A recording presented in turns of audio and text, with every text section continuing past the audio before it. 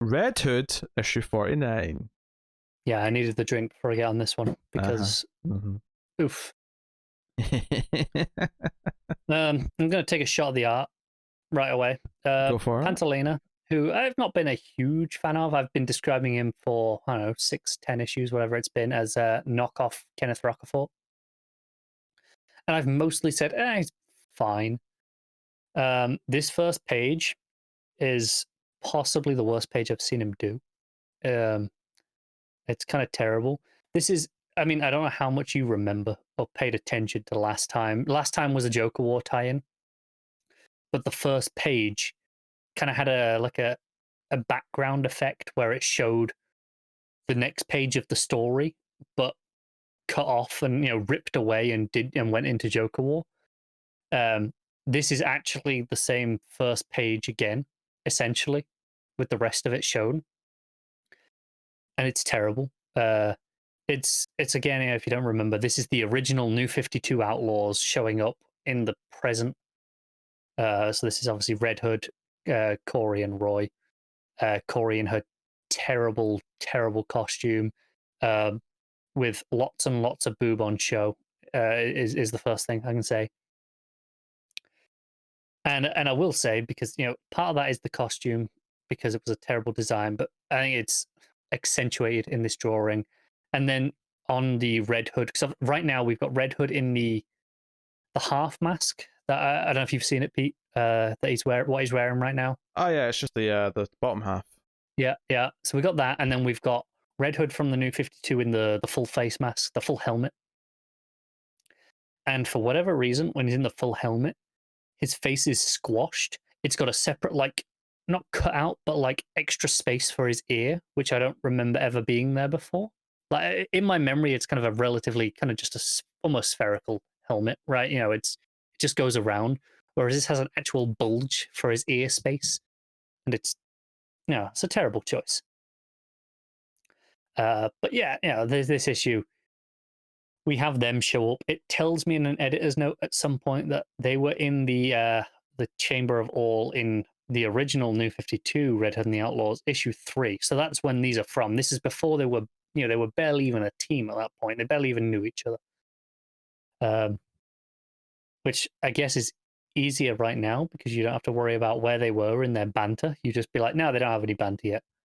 I guess, but it's kind of rough. It's they're all fighting together and holding up their army. They got to close the door. Is at one point the Essence who's there. That's the one with the I can't remember what the All Blade that can hurt them extra because there's two of them at the same time. I don't really know. It was a bit unclear on this, but basically the New 52 Red Hood starts shooting Essence, and his bullets do something and separate her and brings out Isabel, which is Jason's girlfriend that he told who he was and became possessed by Essence 6 issues ago now. I mean, New 52 Jason also knows who she is. So apparently she's been around a while. I didn't realize she'd been around this long. But New 52 Jason's like, hey, you told her who we are. But this only goes on for a page, and then she stands up and goes, yeah, look, you telling me you love me is all nice and all, but you kind of need Essence here right now, not a flight attendant. I think the words were, you need an immortal ninja goddess a hell of a lot more than you need a flight attendant. So she picks up the sword and becomes Essence again and helps them get back to fighting.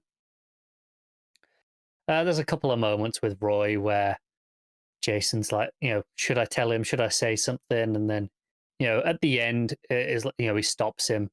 He's like, hey, Roy, can I have a second? And then just gives him his hat back that he lost during the fight. And he's like, yeah, and Roy's like, hey, I'll see you again soon, right? And he's like, yeah, of course. Absolutely. Which is, it's all just pointless, boring stuff. The arguably more interesting stuff is Bizarro.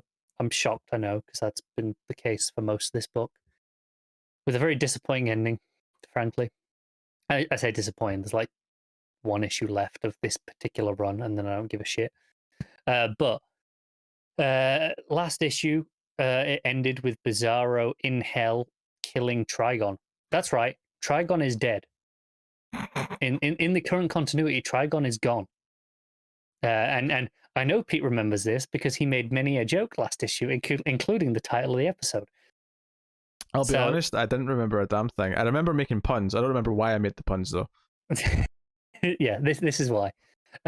Basically, this issue on the Bizarro, because everyone else is together and Bizarro's separate. So I've covered everyone else. Artemis has nothing in this issue, for the record. But Bizarro, he's there going, sorry, I killed your Trigon. Sorry, I killed your liege. What am I going to do? What are you going to do now? And they're like, well, we need a king. So long live our new liege. And they're like, hey, Bizarro, you're our king now. And he's like, no, I don't think so.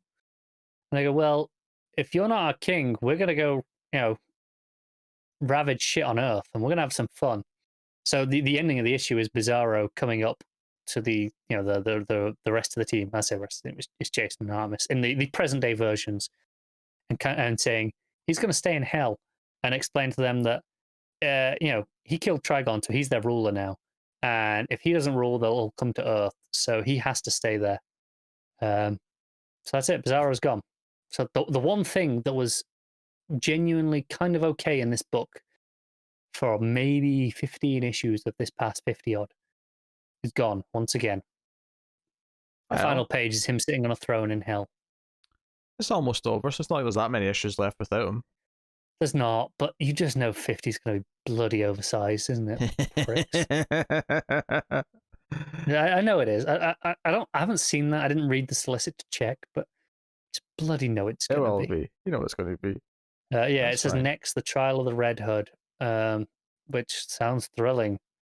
And also, even weirder, I mentioned last issue how the Joker War tie-in just felt like slapped in the middle of the arc. The fact that the first page was the same as the first page of this and they just cut away from it is even more telling that, no, this is just in the middle of the arc and we're interrupting it because of editorial, which is entirely editorial's fault. I will give them the blame for that one. But really ruins the flow, I guess, if you care about this story. Yeah. I'd say this issue is marginally better than the last couple, even though the art is probably at its weakest. I mentioned the terrible Corey at the start. There's a terrible, terrible page where Artemis is pushing shut the wall to the Chamber of All, where it's just, here's a gratuitous ass shot for no reason whatsoever, which is, really bad. And there's some really bad faces in this issue as well, which I haven't really noticed in previous issues. And do you know what? It's Jason faces that are the worst. And it's when he hasn't got the half mask on, when he's talking to Roy. So I wonder if the fact that he has the half mask on covers a lot of the problems that would have been there in previous issues, because I don't know how often we see him without that. Yeah, it's not great. It's a 3.5 maybe.